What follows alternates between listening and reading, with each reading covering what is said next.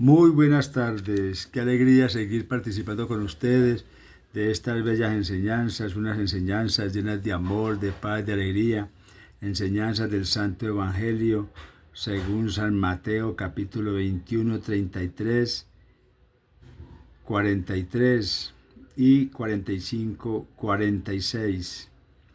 Hoy viernes 21 de marzo 2025.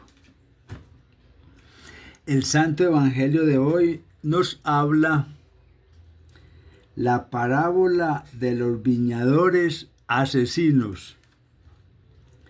En esta comparación, la viña representa el reino de Dios. Los judíos eran el pueblo de Dios y habían llegado a considerar que los intereses de Dios se confundían con los suyos propios. Como ellos eran los elegidos de Dios, Él les debía su ayuda contra los demás pueblos. Confiaban en ser salvados y no se preocupaban por la suerte de los demás que no conocían a Dios. Dios les había encargado su reino, es decir, hoy para nosotros, los había dirigido a lo largo de su historia para que sus experiencias fueran una luz para los demás pueblos.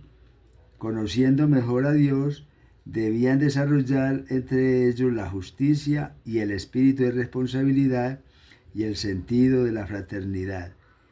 Esos eran los frutos que Dios quería cosechar. Dios había enviado a los profetas, o sea que había conseguido unos trabajadores para que trabajaran la viña, para recordar al pueblo su deuda, pero fueron pocos escuchados. Por último viene el Hijo único de Dios, hecho hombre, y pasa lo mismo, va a ser matado fuera de la viña, es decir, después de ser rechazado por los suyos. Entonces la obra del reino de Dios va a ser encargada a otros, es decir, a todos los que se reunirán en la iglesia de Cristo. Aquí termina la parábola, pero aunque la iglesia tenga las promesas de la vida eterna, no significa que tal o cual parte de la misma no pueda desaparecer.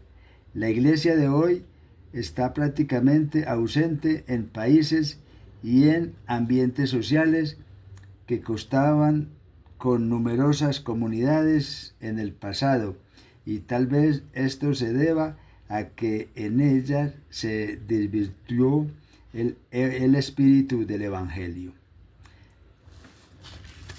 Vamos a hablar un poquito sobre esas 7 maneras que se relaciona nuestro Señor Jesucristo con la iglesia. Una de ellas es: Cristo es el póster Adán y la iglesia es la nueva creación. La segunda: Cristo es el pastor y la iglesia somos sus ovejas.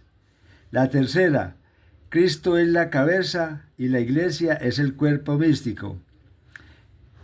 Cristo es la vid y la iglesia son los pámpanos. Quinto: Cristo es la piedra principal del ángulo de la cual nos habla el Evangelio hoy, que desechamos la piedra principal y nosotros somos piedras vivas, pero tenemos que edificar en amor. Sexto: Cristo es el sumo sacerdote y la iglesia es un sacerdocio espiritual y santo. Séptimo: Cristo es el esposo y nosotros somos su iglesia, la esposa. Cristo nos está preparando para las bodas del Cordero. Dios ha hecho Señor y Cristo en su ministerio presente. Cristo es profeta, sacerdote y rey. Como profeta en la obra de las personas como dones. Como sumo sacerdote en la obra de la intercesión. Y como rey en la dirección de la iglesia. Y como rey porque como sacerdote porque un abogado intercede por los otros. Que pasen muy buena tarde, que la Virgen Santísima los acompañe. Este es palabra del Señor Jesucristo, te alabamos, Señor. Amén.